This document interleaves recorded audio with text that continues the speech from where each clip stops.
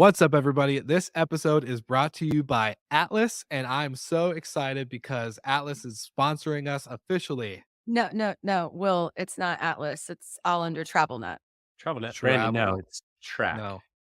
No, guys, Atlas and Track are part of TravelNet Solutions. Did you guys not read the media page? Well, the next ad read on the media page says resorts and lodges. So Resorts who and Lodges is also part of TravelNet Solutions. They're all together, that makes so much more sense. doesn't it? Doesn't it? And they're the ones that are now sponsoring Good Morning Hospitality. Well, welcome, Love it. TravelNet. Yes. Thank you for sponsoring us. And I promise we do have our together. Welcome to Good Morning Hospitality, your one-stop shop for the latest news, noteworthy trends, and thought-provoking discussions across the industry. From hotels and short-term rentals to all things travel and hospitality, you'll find each episode equips you with the information that you need to start your week. Join us on Good Morning Hospitality every Monday, wherever you get your podcasts.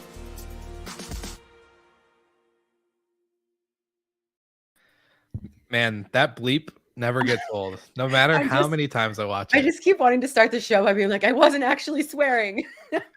I know. I did you dirty on the edit when putting that bleep in. When you were That's saying fine. the word stuff, I wanted to make sure we had You a know little what? bit of fun It with adds some comic relief. I'm happy to be the punchline. That's fine. Thank God, because sometimes it gets rough. It was good though. It's really good. Good morning. Happy Monday. Brandy, you missed the blue shirt memo today? Yeah. I seriously. did. I'm sorry. Oh, you know, I think my blue shirt is actually in the mail because I just have the black one right now. So next time we It can is. be triplets. Yes. It'll be here this week, I think. Both I got notification that mine shipped. But Cool. very exciting. How's your guys' weekend? You guys doing good? Rested? Rejuvenated? Tired? What are you? I mean, I could always use more sleep, but it was a good, productive weekend where a lot of work, but you know, it was good. You got something My in the wife is out pipeline, of Brandy? town. Oh, so I was gonna say, Brandy, got something in the pipeline you're working on? Yeah, there might be something fun and exciting coming our way. So doing a Okay. little weekend work for that. Okay, good to know. Noted. All right. What about you, Mr. Golden? You said the wife was away? Yeah, so I had the 3-year-old to myself this weekend, and he's dropped his nap, so there's no rest for the weary. But we went to a Mardi Gras parade in town. It was a lot of fun. Enjoyed Are you it. guys still doing the Saturday donuts Oh yeah, every Saturday.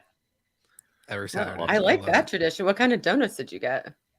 We just go to my favorite little coffee shop, and they have donuts for him there. So That's nice. yeah, he loves it. Give mom a break Saturday mornings, but not this weekend. She was out of town. So if I sound more tired than normal, Solo dad duty. all you parents know. Yeah, everyone out there's like, respect. We feel it. That's good.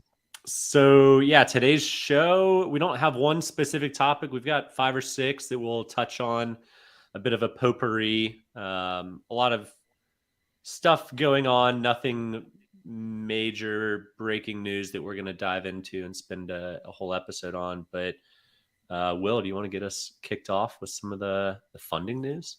For sure. And we had a good week last week. For anyone who didn't get to watch, Steve Trover with Better Talent was on talking about layoffs and hiring and the whole thing. So if you didn't get to catch last week's episode, go check it out. It was an awesome conversation with Steve. But we are going to jump into today. So we saw some funding happen prior to last week's episode. Didn't get to announce it, obviously, because we were talking with Steve about all the layoffs and everything else. So I want to give a big shout out to our friends at Sojo for raising their Series A. Pretty impressive, especially with the business. Like, dynamic amenities is really interesting concept. And obviously Max and the team have been building this out for a little bit over a year, I think. They've been around for almost 2 years. Yeah, give or take. I remember interviewing Max when I was in Mexico last year. So they're just pumping out really good stuff. I like the business model. I love the amenities that they're putting out. So congrats to the team there. And then we got AutoHost raising pre-seed funding. And I did text Roy this morning to see if he had a comment for us. And so he texted me a response. So I'm going to read the comment here for him. He said, our goal is to introduce ethical guest screening to operators globally. And in pursuit of that, we plan to utilize the funds for expanding sales and marketing efforts, as well as boosting R&D to keep up with the constantly changing landscape of fraud. So that's a pretty solid mission to have and to use the funding for. So congratulations to them. Awesome team, awesome product. I've used it on multiple projects and even in our business. So really love that they're getting the funding that they deserve, especially. Yeah, I'm happy about that too. We're an AutoHost customer, so excited to be their partner and, always improving the product. We love that. Yeah, of course. So yeah, that's what I got for funding. It's cool to see that there's funding stuff happening, especially after a little bit of a lull. So yeah, it's pretty exciting to see it happen. And we got some people coming in, love AutoHost. So woo, let's go. Awesome. Well, my news is not necessarily hospitality related, but Via, which is a transportation company, has raised 110 million, which is awesome, $3.5 billion valuation. And so if you're not familiar with Via, I mean, many years ago, I remember they were kind of like a competitor to Uber in New York City, where you would have like several stops along your way going, around the city. But now they have this really interesting focus on the connectability and kind of last mile connections in cities where it's difficult to kind of have that kind of infrastructure. And it's just, I think that they're a great creative solution, because if you're in any sort of metropolitan area that doesn't have fantastic public transportation at Miami, it's really great to see there's these creative solutions, because big infrastructure projects take billions of dollars, take a decade to implement, and often aren't done in time. So I think that they're this great option to how do we creatively take the tools that we have, whether it's like bus lanes or city bikes or transit vans, and how do we incorporate that into the transportation system that already exists. And I think another, like, my personal interaction with them, the Brightline train in South Florida. So obviously that, it takes you kind of like up and down the coast, and it'll take you up to Orlando pretty soon, but you have to get to the station, and there might be, some like the Metro Mover or Metro Rail in Miami takes you there. But if you're not on one of those stops, you still have to drive and park. But you can book ahead of time a car to pick you up. It's of course a Tesla. Or I think they have like the minivans. But that's all done through Via. So it's a great way to kind of get that last mile connection, which I think is pretty cool. That's really cool. I was going to ask you about the train that goes up and down the coast. Have you used Via for any travel throughout Florida? Yeah, so I've used the Brightline one a couple times. I have one of my best friends lives in Palm Beach, so I'll take the train up. And I've done, if you book a first class ticket, which is not that expensive, and you get free alcohol and food, you can book the car for free. And then that's awesome. But if you book like the regular ticket, you can still book one of their transportation options. And if you live close enough to the station, there's kind of like, I guess, like maxed out golf carts that have the doors. They might have like several rows. They have some of those too that'll pick you up if you live within a certain circumference. And so all of that is operated by Via. And so that's really cool, because I mean, Miami's a great example of the infrastructure not nearly close enough to what the population needs. And this is a way where you don't have to rely on that kind of like massive funding and projects to get what you need done. I love that. I think we need that in Denver. We're struggling pretty bad with the public transportation, especially the RTD, like line rail for anything involving the train is pretty rough. And so as a person who uses one or two cities in America that it's decent. Yeah, 100%. And one's probably New York, where it's probably So no, I like that. Europe does a great job at it, obviously. And when traveling, a lot of times, especially overseas where you might be a little less comfortable, you arrive and then it's like, all right, now what? I need to get to this small village and I don't know the best way to get there. I guess I'll rent a car, but I don't really want to rent a car because it's in England, and I don't want to drive on the wrong side of the road. I think these types of solutions are great. The more mainstream, I've never used it, but the more mainstream they get, the better travel experiences altogether. Yeah, and they were talking about how, in the beginning there was some resistance from local municipalities. Shocking, government isn't super adaptable, but they're actually getting buy-in now because they can use all of the transportation data that these municipalities have. That's how you can make better routes for things. And one of the examples the TechCrunch article was talking about was like, if you have the data on like there's a bus that has 50 or 60 people on it at a light and there's just one car at the other light. Using that data, you can make sure that the bus goes for like has the right of way first, because that's allowing more people to travel. So I think that that's just a really great use of automation technology, aggregating all this data. And obviously there's a financial component to this on Via's side for developing this technology, but that's nowhere near what building a new light rail system would cost, for example. For sure. Well, I like it because it goes into my prediction of mobility hospitality. So, not to say that it's coming true early, but we could just say You are totally right. So we've got a new little segment, AirDNA's Stat of the Week. So each week they are going to share with us one of their most interesting stats. What is it called again, Michael? What is it called? AirDNA Fact of the Week. No, are you reading the media sheet? Yeah, I am. I'm literally in it right now. AirDNA's not a bust. Fact of the week. Yeah, I skipped the hashtag. Get the hashtag. I just wanted to hear Michael say hashtag not a bust. Pound symbol. So how did the Super Bowl impact bookings in Phoenix? 48% more nights were booked on this weekend than they were the same weekend the previous year. Makes sense. You'd almost think a little bit more, to be honest. All the demand that pushed the ADR up to about $747, which was 45% higher than the same weekend last year. So all in all, obvious to show, as we would all expect, the Super Bowl effect on owners in Phoenix garnered a hefty premium, and occupancy was very strong. So you typically see a lot of supply dump on for a weekend and then dump off. Hashtag not a bust.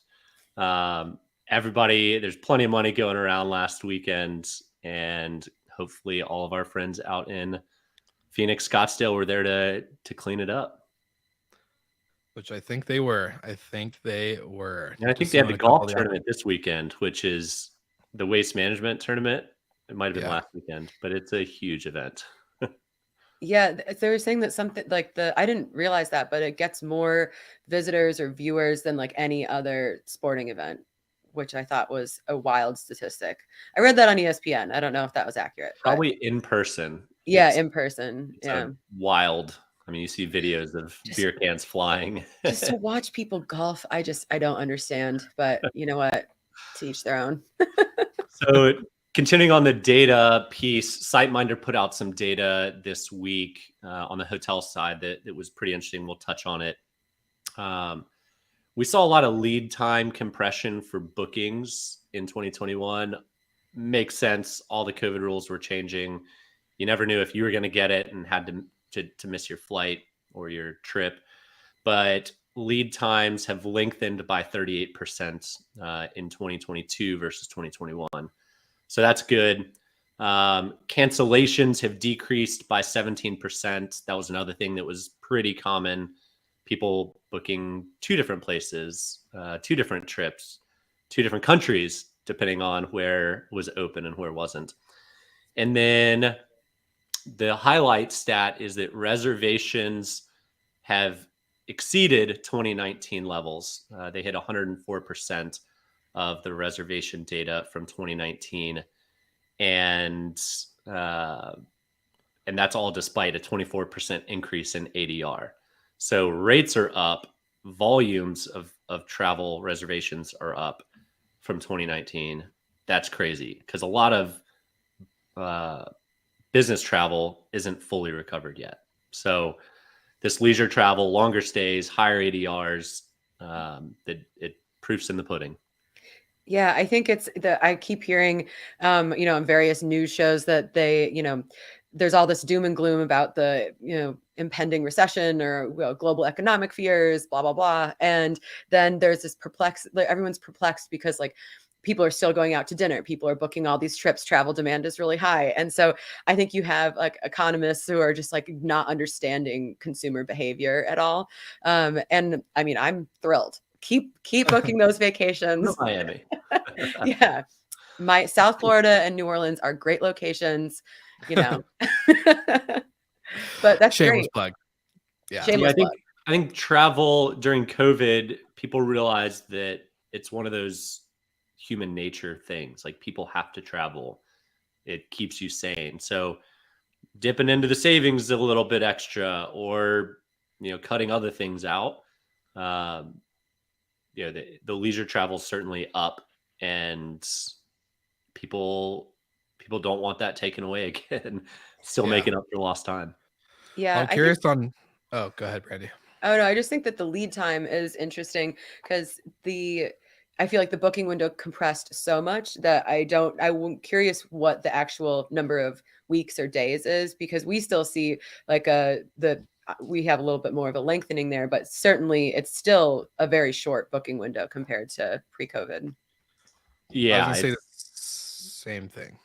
Yeah, go ahead, Michael. We gotta come up with like a sign like that we're about to like talk or do something, but like, hey, I'm next.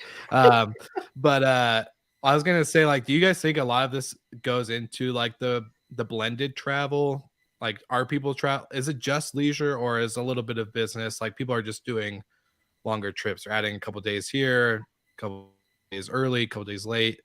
Do you think that's it, or is it just consumers are just they don't care and they just want to spend the money? They want to do their trips. They want to go out. They want the experience. They want to be with friends, family, all the above. Yeah, I think that it's actually probably a little bit of both, but I do think that the hybrid nature of work definitely plays into this, because you can have, you can maybe leave for your trip on Wednesday and work remotely from wherever you're going on Thursday, take Friday off. Like you have more flexibility with how you can work. So you might get to go to your destination for a little bit longer and enjoy it, So I definitely think, I mean, and also like anecdotally, that's kind of what I see in a lot of my friends and family and what I do personally. Yeah. AKA Spain, where we're going to be there for a week, but technically working for 2 days. Oh, sorry. Did I say that out loud? Andreas, don't watch this episode. If you're watching, turn it off. Work trips. Yeah, Work trips. Yeah. Well, very interesting. What else do we have on the sheet? I know we got more to speaking cover, but... of Europe, so there is an interesting article about Portugal revoking their golden visas, and this is such an about face from just last year and kind of through the height of the pandemic, where you saw countries like Portugal, I know Spain had some sort of visa program, and I think Italy, where they're like, oh my, there's all these people that want to travel or like live somewhere else because they can work remotely. They were offering all these visa programs for people to move to the country. I mean, and the golden visa has existed for a while, where you can buy real estate at a certain volume and get a passport, and it was kind of seen as like a cheat way to get a EU passport. But they saw such an uptick in the last couple of years that it created kind of like an unprecedented housing crisis, which we've seen. But Portugal, is one of the poor Western European countries. And so I think that it was felt more acutely.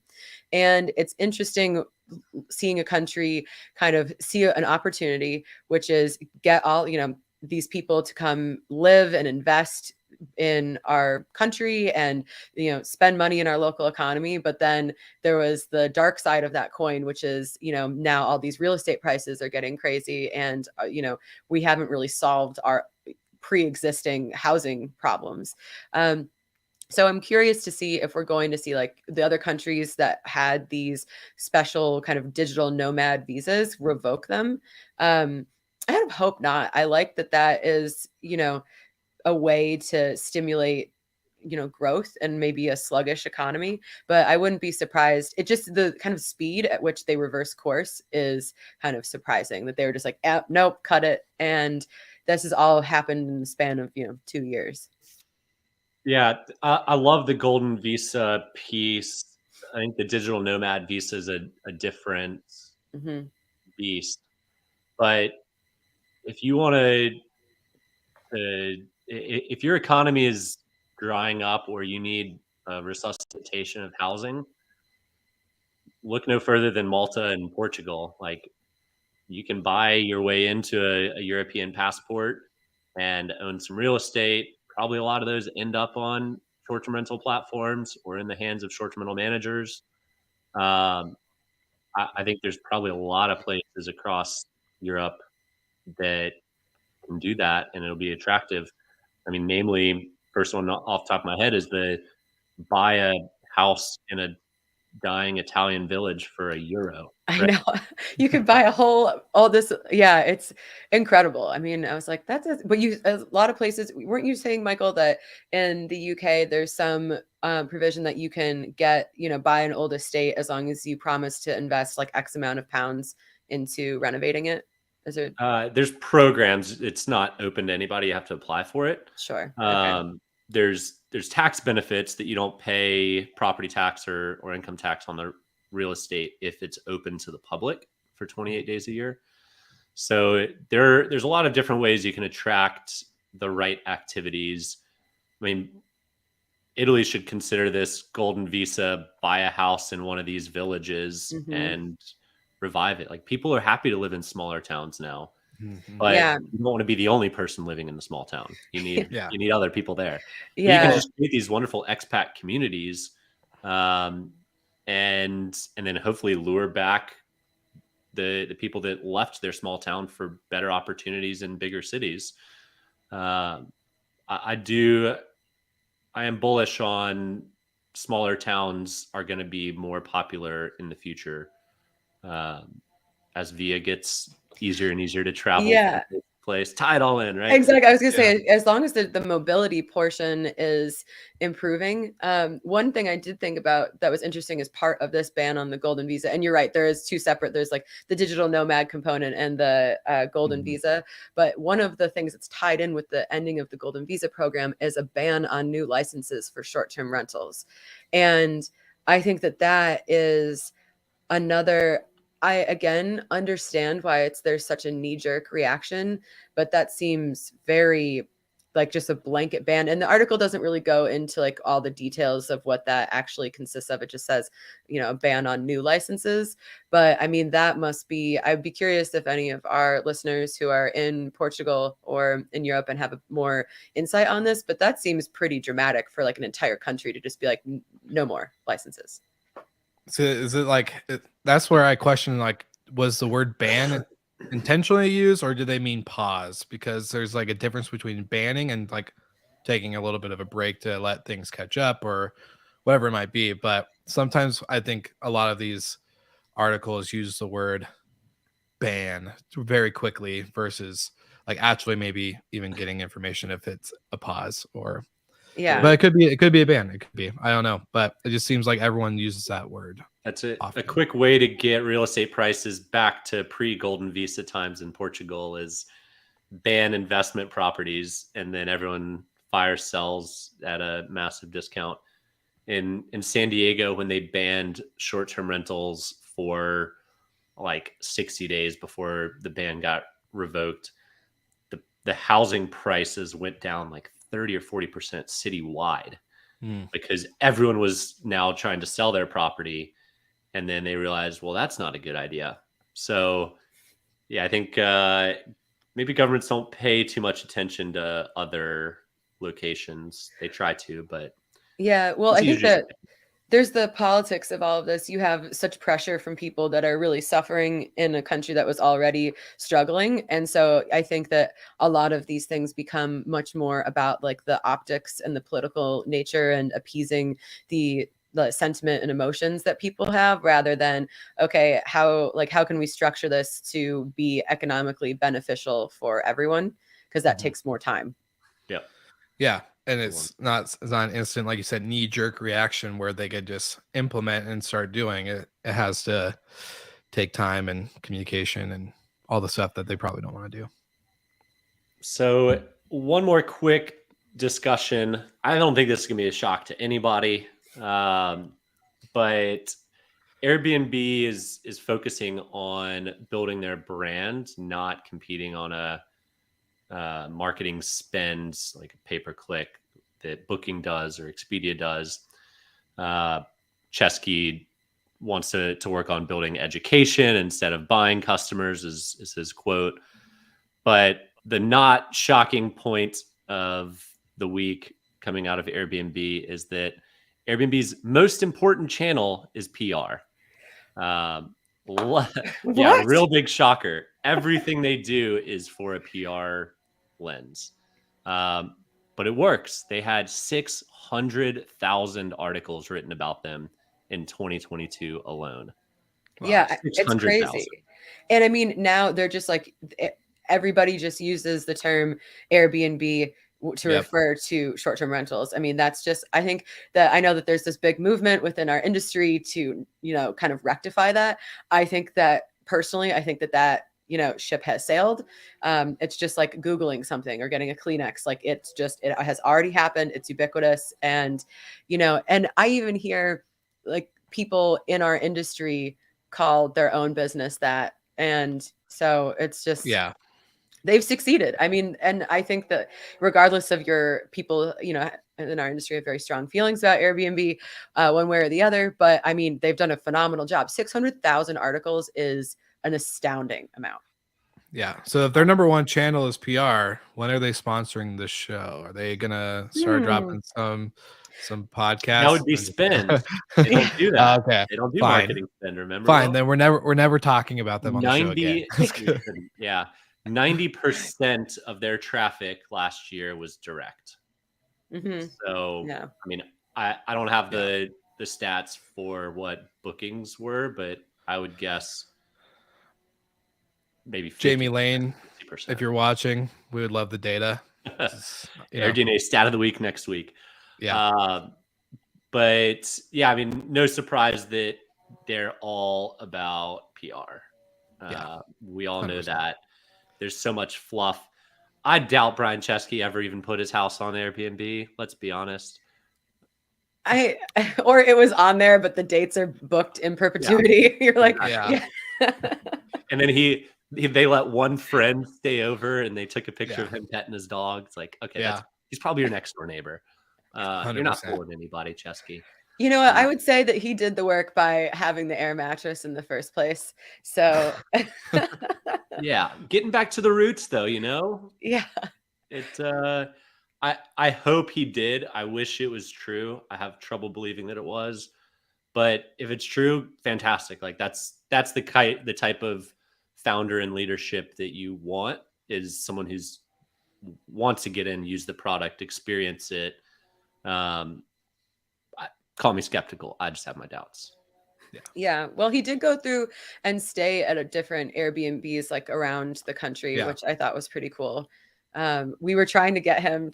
We wanted to swoop in before he made his Miami plans, but we were too late, sadly.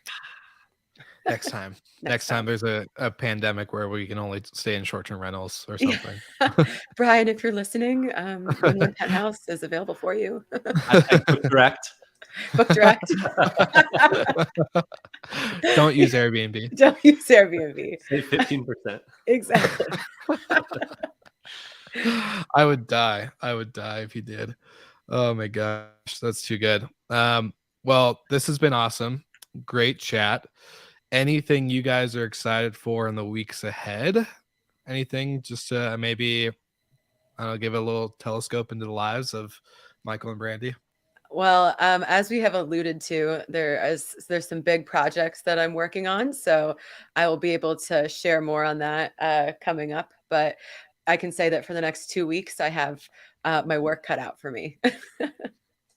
Love it. Well, good luck with all of that, Brandy. Yeah, lots of coffee. Seriously. How about you, Michael? Anything exciting you're pumped about? It could be anything in the world. Could be anything in the world. anything. I mean, we booked our trip to Spain last week. That's pretty exciting. Oh my God, I know. There we go. We There did go. it. We finally pulled the trigger. So Damian Sheridan, the whole Scales Vamonos. rental team. We'll see you We're- guys there. We're coming for you. Yeah. Am Get I ready. going to have to do interviews in Spanish?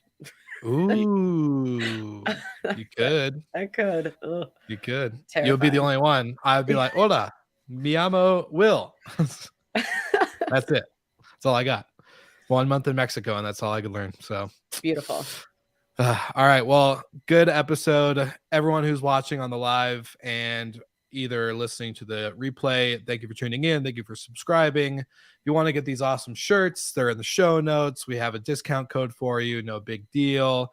There's also going to be show notes for our sponsors like TravelNet and AirDNA. So if you want to get any awesome offers that they have for any of our listeners and viewers, you can grab it. They're all in the show notes below. And we'll see you all again next week.